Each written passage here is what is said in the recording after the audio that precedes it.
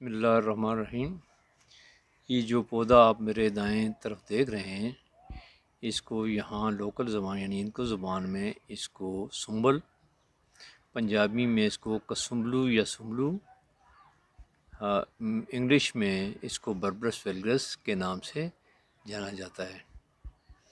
یہ ایک کانٹے دار جھاڑی ہے جس کے کانٹے 3 شاخوں پر مشتمل ہوتے ہیں، یعنی 3 شاخہ کانٹا اس کو کا ہوتا ہے۔ شروع میں سے ایک ہوتا ہے اور آگے پھیر کر 3 شاخوں میں بٹا ہوا ہوتا ہے۔ اس میں زرد قسم کے پھول لگتے ہیں اور پھر اس کے جو پھل ہیں وہ سبز رنگ کے پھل اس کے ساتھ لگتے ہیں جو کچے ہوتے ہیں، اور بعد میں یہ سرخ اور پھر سیاہ ہو جاتے ہیں۔ ان پھلوں کو زرشک یا زرشک کے نام سے بھی جانا جاتا ہے۔ اصل میں یہ اصل نام زرشک ہے، جس کو زرشک کے نام سے بھی بعض لوگ پہچانتے ہیں۔ اس کی لکڑی کو دار حلد کہتے ہیں۔ یہ اس کا پھل جو ہے زرشک، وہ طب یونانی میں جگر کے ان امراض کے لیے جن میں صفرا کی زیادتی ہو، یعنی یرکان وغیرہ کے لیے بہت مفید مانا جاتا ہے۔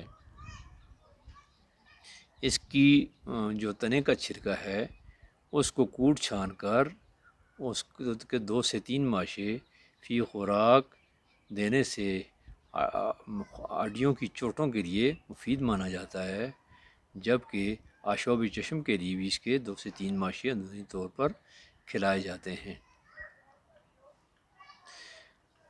سائنسی طور پر اس کے 2 الکلائڈ جو ہیں وہ الگ الگ کیے گئے ہیں، ایک کو بربرین اور ایک کو کینتھین کہا جاتا ہے۔ یہ دوا ایلوپیتھک کی یہ جو الکلائڈ ہیں ایلوپیتھک کی مختلف ادویات میں استعمال ہوتے ہیں۔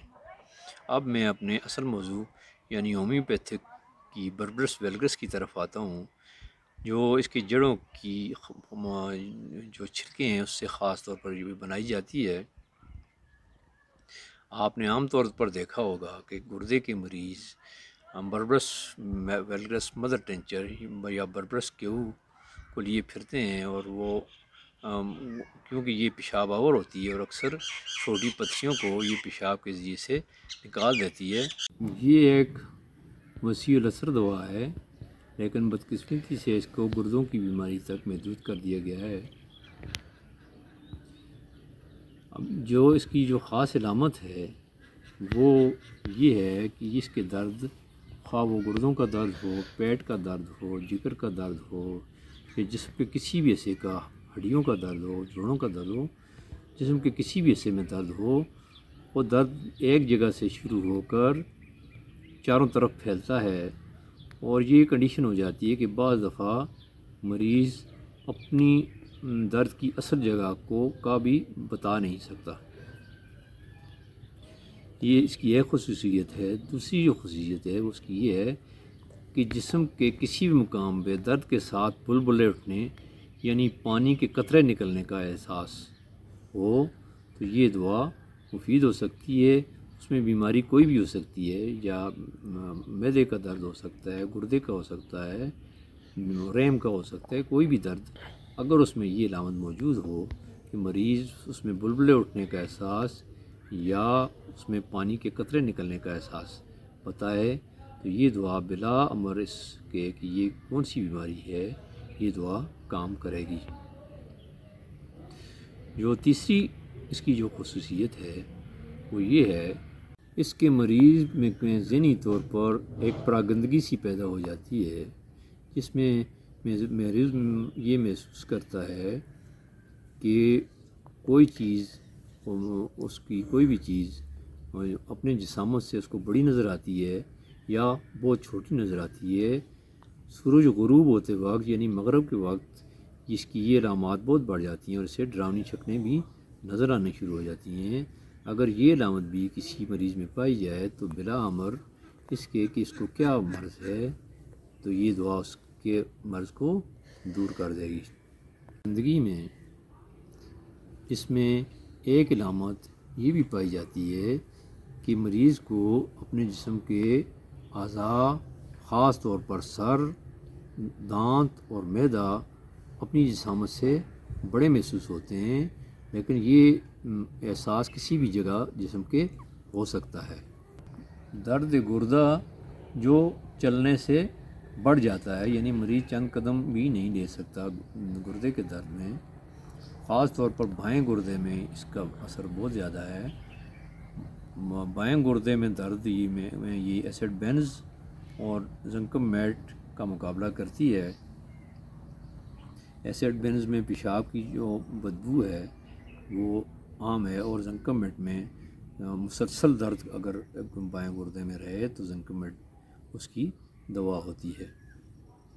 پیشاب کے ساتھ کمر اور نیچے ٹانگوں میں پیشاب کرتے وقت شدید درد ہوتا ہے، اور جس سے مریض بعض دفعہ پیشاب کرنا بھی چھوڑ دیتا ہے۔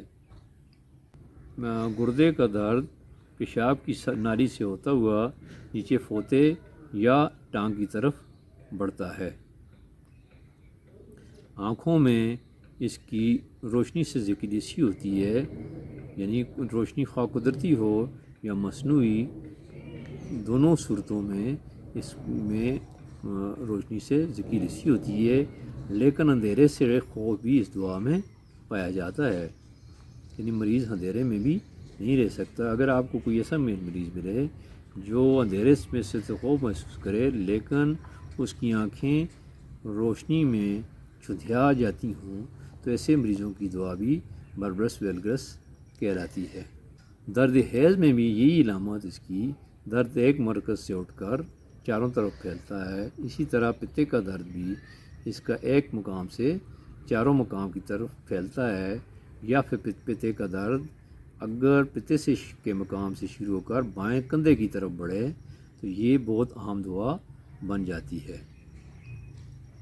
ناسور مقد میں اس میں پیڑو پر بوجھ محسوس ہوتا ہے، ناسور مقد کے درد کے ساتھ ساتھ پیڑو پر بوجھ بھی محسوس ہوتا ہے۔